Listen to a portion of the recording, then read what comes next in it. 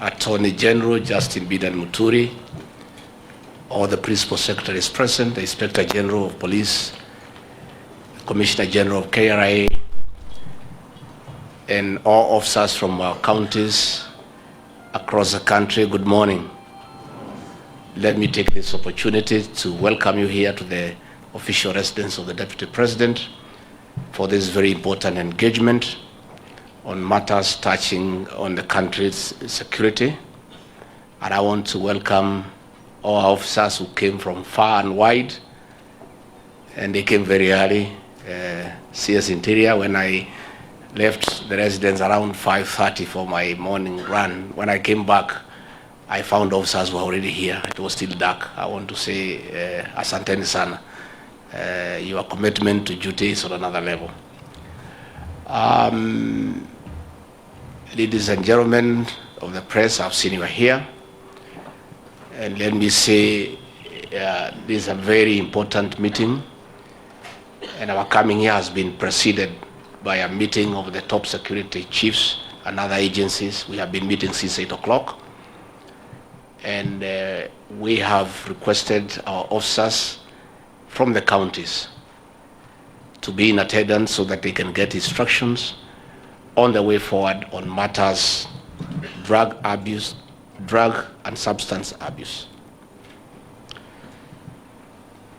President William Ruto, who chairs the National Security Council, has given very clear and unequivocal instructions to us that the matter of drug and substance abuse has reached alarming proportions and is no longer a social issue, but a serious threat to our national security. The government has therefore decided that this matter will be dealt with as an existential threat to the very existence of our republic because of what poison disguised as alcohol has done to our people. You are aware a few weeks ago in Kirinyaga,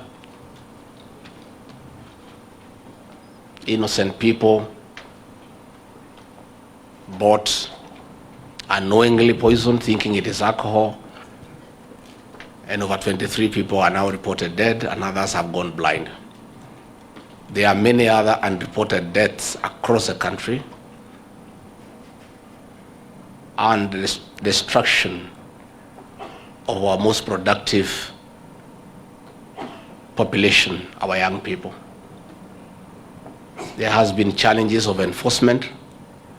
There has been challenges of licensing.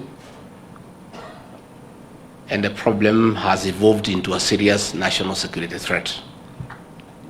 To start with the advent of devolution, the 2010 Constitution conferred the powers to license alcoholic drinks to the counties, and that responsibility was being done by NACADA and the national government in a very responsible manner. Since the advent of devolution, counties have licensed almost every other establishment in our market centers and trading centers across the country to be an establishment for the sale of alcohol. Again, following the advent of second generational alcohol, poison disguised as alcohol has found its way to these establishments that are already licensed. Again, traders who are not very nice people have produced the same drinks as counterfeit and put them into the market. Our officers have had a very difficult time dealing with these issues because those establishments are licensed by the councils. But under the direction of the President, a very big team comprising of our security officers, our PSs, those who deal with KRA, those who deal with CAB, have come up with very serious and stringent measures to curb this menace and bring sanity to our republic.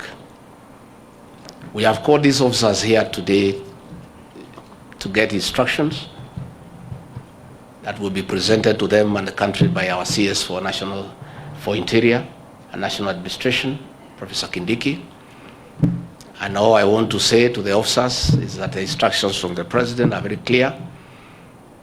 You must and shall implement those instructions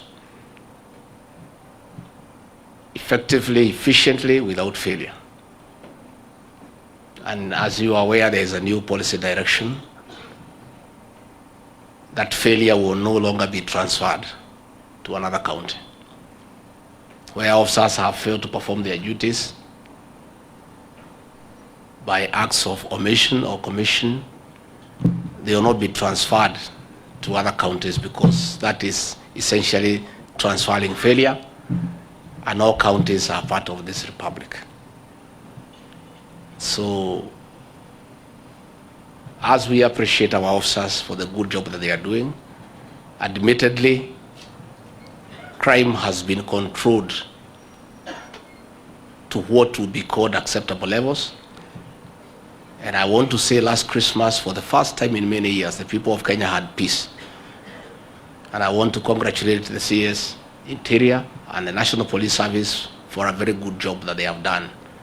Serious crimes have been controlled. Issues of robbery with violence has been controlled. Carjackings has been controlled. And even in banditry-prone areas of the North Rift, there is sanity. The guns are silenced. And to a large extent, almost 80% we are successful. And I want to take this opportunity on behalf of the President to tell our officers, well done. The remaining 20% must be pursued relentlessly until we bring sanity to our country. In discharge of our duties, 90% of our officers are very good. They are very professional, and they are very committed to their work, and they are doing a very good job. However, like in the rest of the society, we have a certain percentage of officers who collaborate with criminals, who collect bribes, and who undermine the work that the National Police Service is supposed to do. It's just a question of time before we catch up with you. I want to encourage those professional and committed officers who are doing a good job to continue doing so. I want to urge the few who don't do what they are supposed to do to live out their oath of office, to reform and just carry out their work professionally, because that is the responsibility that has been given to them. So in implementing the measures today, the measures that will be spelled out, those are instructions from the President and Commander-in-Chief of the Defense Forces, who has a mandate from the people of Kenya. And that is why we have called all the officers here from across the country. And I think before Professor Kindiki can read out those measures, I think it will be good to listen to a few of you, to tell us the challenges that you are facing, to tell us what is happening in your areas of jurisdiction, and to affirm your commitment to do what is right for our country. I must say, there are certain areas the officers responsible must pull up their socks.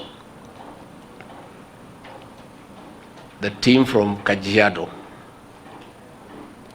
the border points of Namanga and Loitoktok are an entry point of illegal ethanol and other contraband goods. And neither the officers there have slept on duty, or they are part of the problem. The officers from Migori County, there are challenges at the entry point of Isibania. The officers in Busia,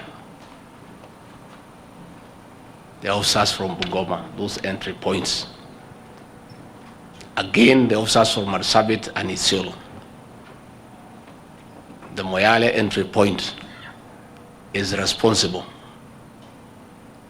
for the amount of bangi, cannabis sativa that is in the country.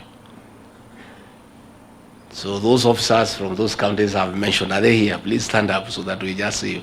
Those counties have mentioned Narok, no, Kajiado, Migori, Marsabit, Isiolo, Bungoma, and Busia.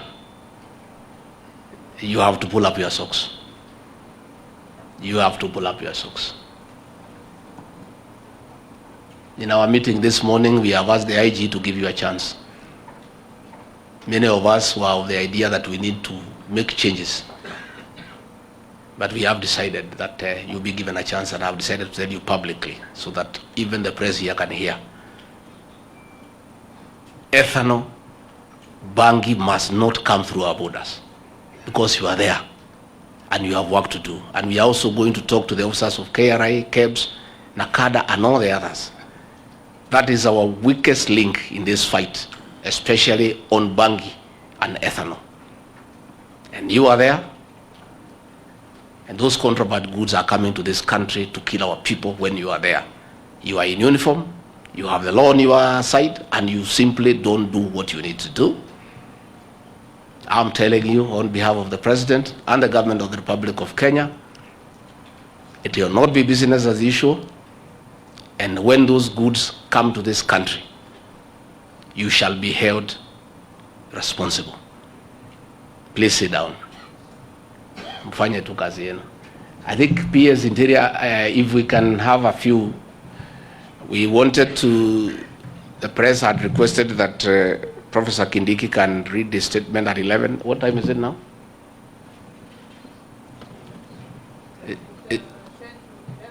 How many?